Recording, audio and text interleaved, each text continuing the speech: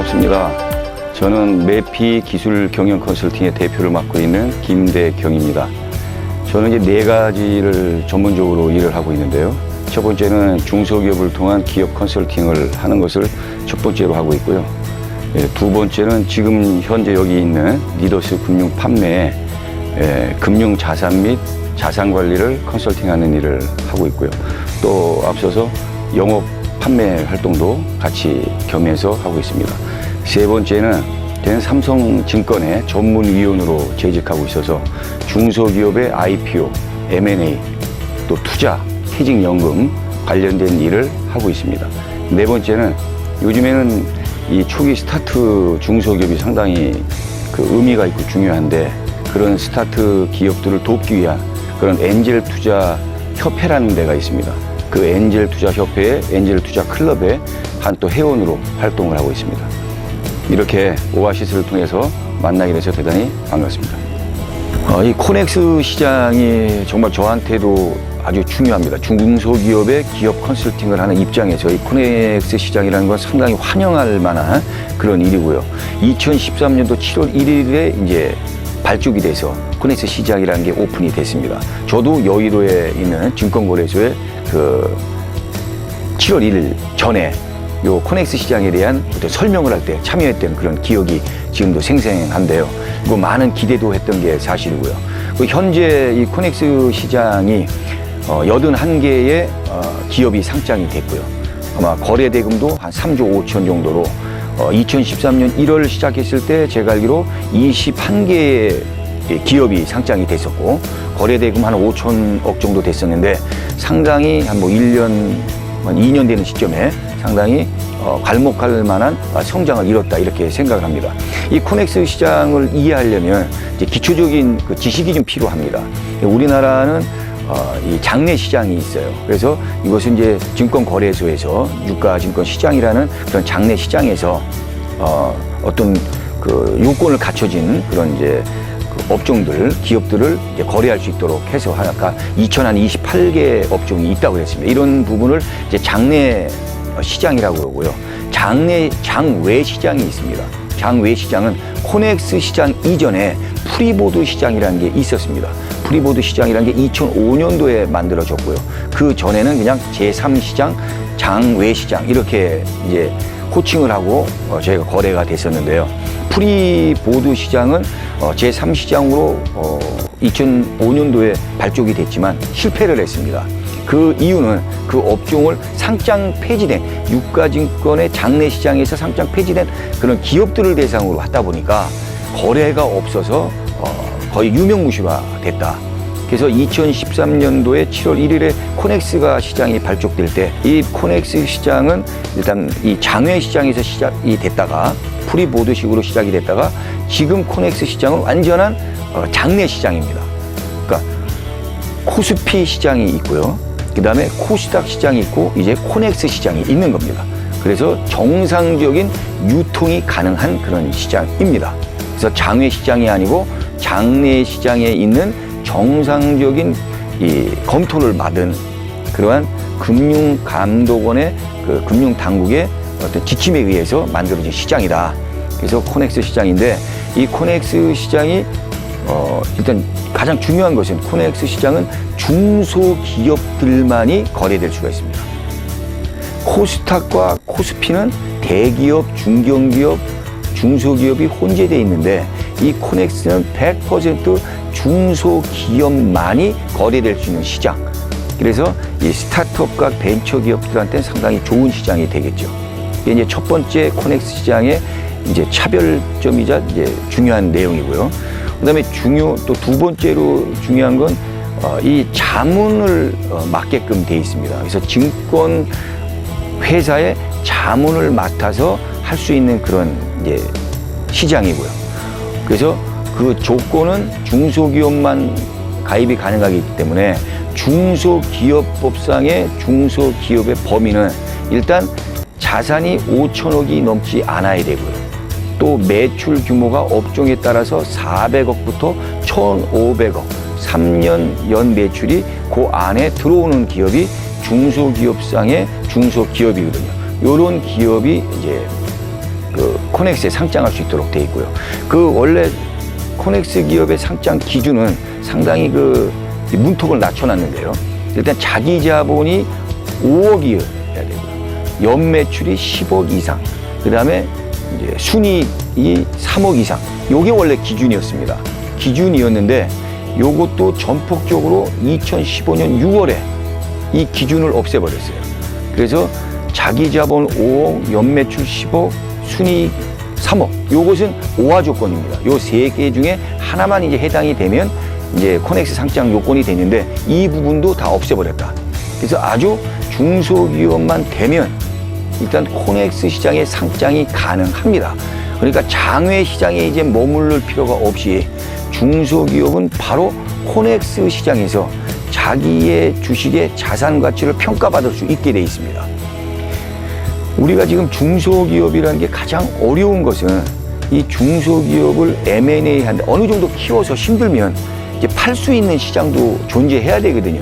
이 시장이 없는 건 아니지만 이 M&A 시장이 우리나라는 상당히 협소합니다. 그래서 대기업들은 M&A가 잘 됩니다. 그러나 이 조그마한 중소기업들은 M&A나 사고팔고가 어렵게 돼 있는데 아마 이제 코넥스 시장이 도입이 돼서 이것이 곽강을 받으면 이 사고팔고 부분이 상당히 쉬워지고 또 자금 회수가 빨라지기 때문에 또 그다음에 어떤 적정한 주식의 가치를 평가받을 수 있기 때문에 상당히 좋다. 근데 지금은 그런 비상장 주식들 상장되기 전에 그 주식들은 평가받는 것들이 쉬우냐? 상당히 어렵습니다. 이제 전문적으로는 보충적 평가 방식, 그러니까 상증법상의 보충적 평가 방식을 통해서 자산 가치와 순이익 가치를 대비해서 이렇게 평가를 하게 돼 있는데 이게 이제 회계적인 그런 회계사들이 하는 범주고요. 그리고 그런 것들에 대한 게 어떤 자연스럽게 되어 있지 않기 때문에 어떤 기업 가치를 평가받기 어려워서 항상 기업이 현재 갖고 있는 가치보다는 항상 낮은 가격으로 중소기업은 이렇게 판매될 수밖에 없는 이런 상황이었습니다. 그러나 이제 코넥스라는 게 생겼기 때문에 이것이 유통이 되니까 이제 정상적인 거 이상의 가격으로 가치를 부여받을 수 있다. 그러면 중소기업들을 하는 사람 입장에서는 상당히 이제 그 어떤 투자에 대한 회수 부분이 상당히 빨라진다. 이제 그런 부분이 있겠고요. 그다음에 코넥스 시장은 일단 이 사회 이사라든가 이 감사를 두지 않아도 됩니다. 코스닥들은 이제 그런 걸 보여야 되는데 그런 것들을 두지 않아도 되기 때문에 하여간 이 상장이 되는 그런 부분이고 이 들어가는 그런 요건이 이 문턱이 상당히 낮아졌다. 그래서 코넥스를 함으로 인해서 이제 유통이 가능하다. 비상장 주식인 중소기업도 얼마든지 유통이 가능하다. 그 유통이 가능한 시장이 열렸다는 데에 대해서 코넥스 시장은 상당히 의미가 있는 시장입니다. 근데 이제 아직 많은 부분이 잘 모르죠. 이 코넥스 시장을 공급적인 차원, 또 수요적인 차원으로 봐야 되거든요. 그래서 기업체 사장님 입장에서는 공급적인 이제 차원일 테고, 이 투자에서 투자 수익률을 얻는 부분은 이제 수요자의 차원이 될 수 있고요.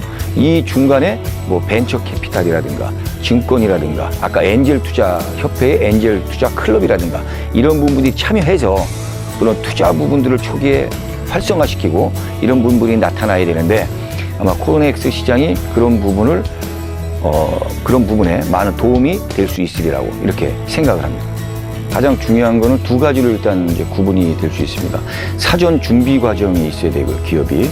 그리고 나서는 이제 신규 상장을 신청하는 그런 디데이, 또 이 코스닥 관련돼서는 이제 상장 예비 심사 청구 이런 부분이 있는데 먼저 이제 코스닥 코넥스부터 말씀을 드리면 사전 준비 단계에서는 이제 4가지를 준비를 해야 됩니다. 첫 번째는 지정 자문인하고 먼저 계약을 이제 체결을 해야 됩니다. 여기서 지정 자문인 제도라는 건 이게 이제 코스닥이라든가 코스피에는 없는 제도죠.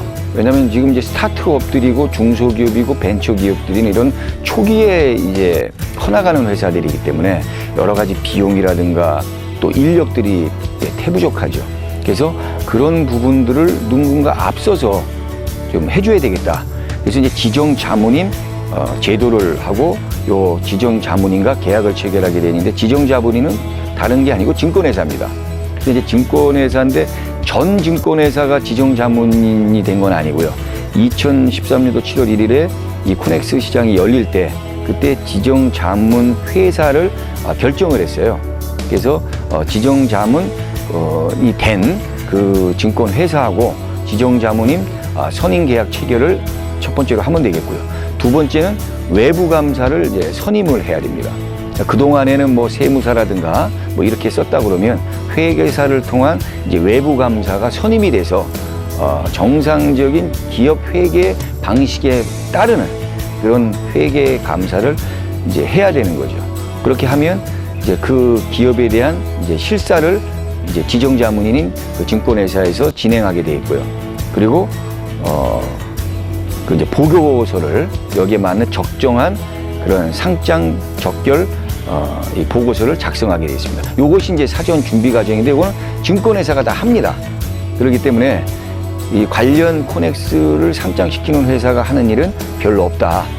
그래서 기업이 이제 상당히 이제 중요한 거죠. 기업이 앞으로 상장될 만한 여건을 갖춘 회사냐. 아까 조건은 다 없어졌다고 그랬습니다. 자기 자본에 대한 거, 그 다음에 매출에 대한 거, 순이익이 필요 없는데요. 현실적으로는 그러면 정말 매출이 한 10억인 업체가 코넥스에 상장될 수 있느냐? 사실은 또 그런 건 아니에요. 그래서 지금 요건의 문턱은 많이 낮춰놨지만 그래도 어느 정도의 규모는 달성을 해야 된다. 이런 것들을 지정 자문 회사인 증권회사가 결정하게 돼 있고요. 요 사전 준비가 끝나면 이제 바로 상장에 돌입하게 됩니다.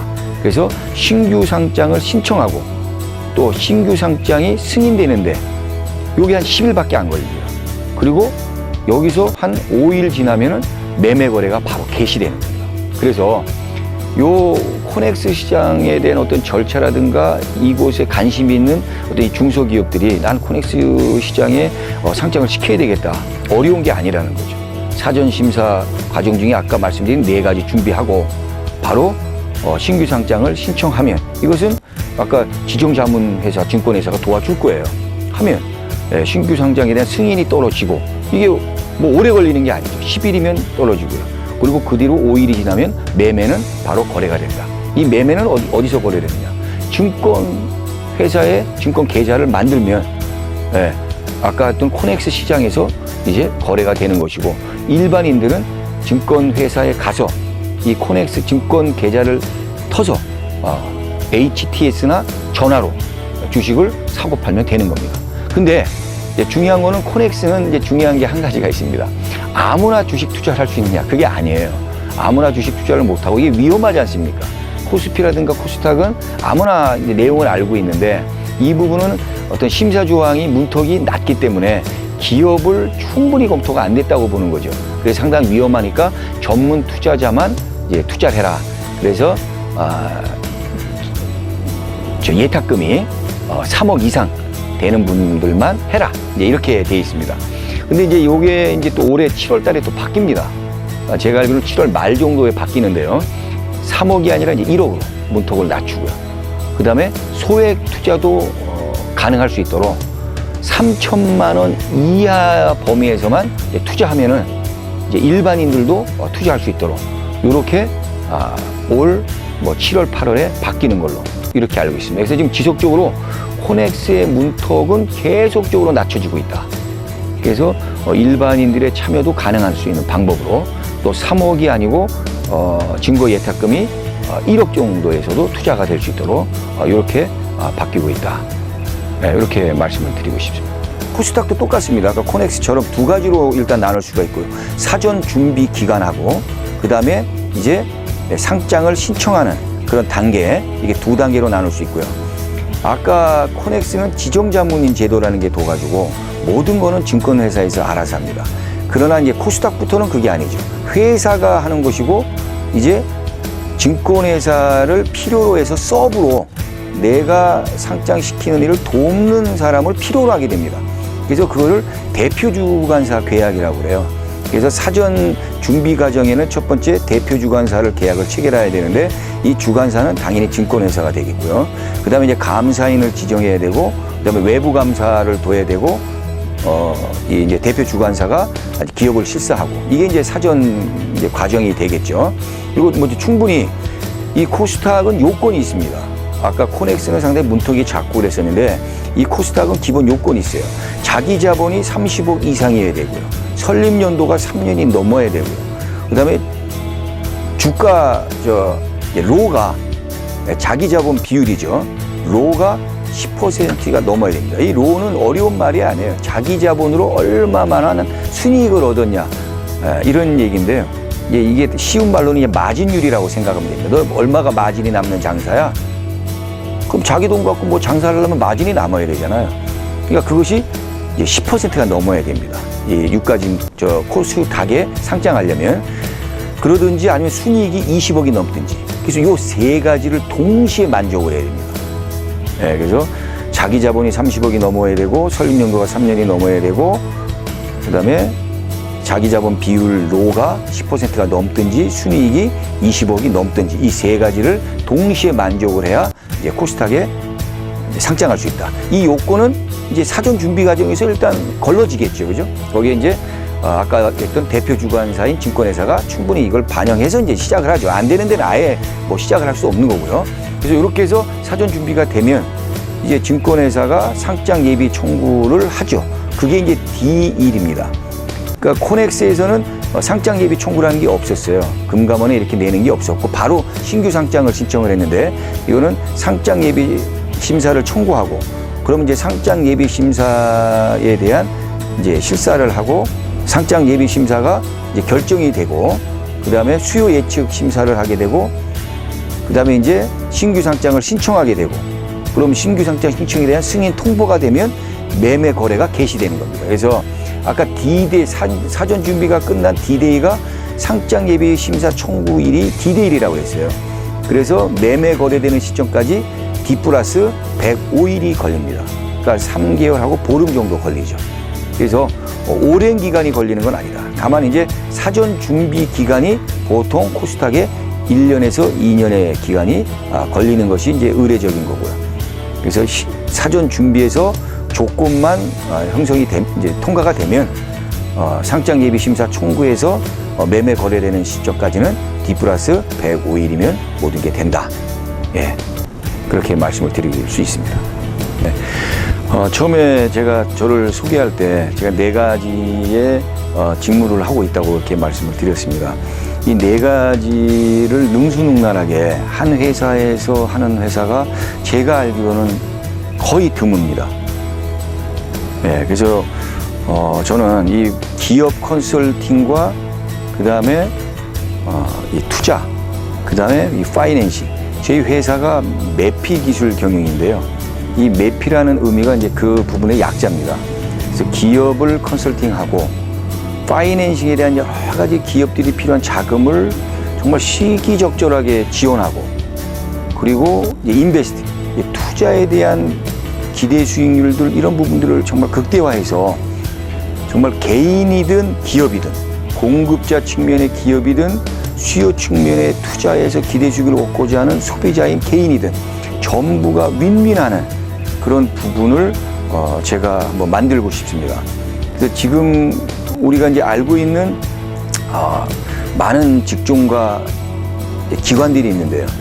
우리가 증권회사, 은행, 뭐 벤처캐피탈, 뭐 엔젤 투자 클럽도 말씀을 드렸고 또 일반 창업, 창투사 또 뭐 국가에서 뭐 R&D로 지원되는 여러 가지 R&D 자금들 뭐 이런 자금들과 또 법인 기업 컨설팅하는 여러 가지의 그 업체들이 있습니다.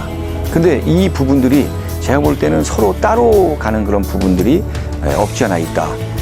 그래서 실질적으로 한 그 기업에 정말 시작과 성장, 성숙 이 부분을 끝까지 케어할 수 있는 그러한 부분들이 상당히 드물고요.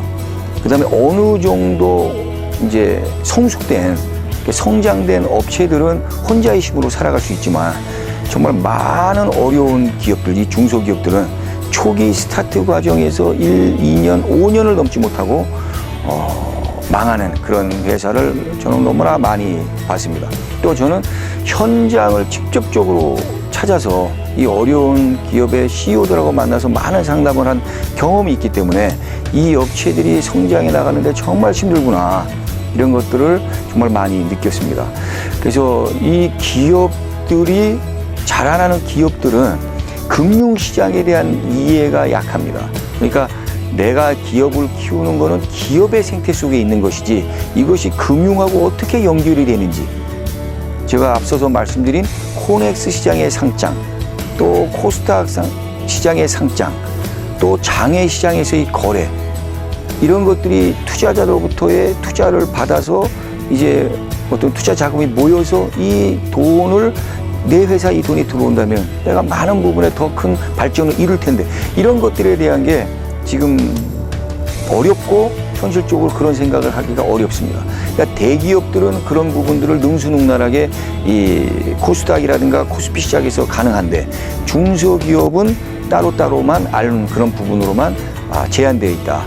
그래서 바로 그런 것들이 능수능란하게 진행될 수 있도록, 그래서 큰 만족도 있는 그러한 활동들을 중소기업 CEO들이 할 수 있도록, 또 거기에 또 일하고 있는 중소기업 근로자들이 또 그런 비전을 또 갖고 또 제2의 창업, 제3의 창업이 가능하도록 그런 부분을 양 측면에서 돕는 것, 이것이 앞으로 제 바람이고, 그런 회사를 계속 키워나가는 그런 것이 저희의 어떤 회사의 비전이고 목표입니다.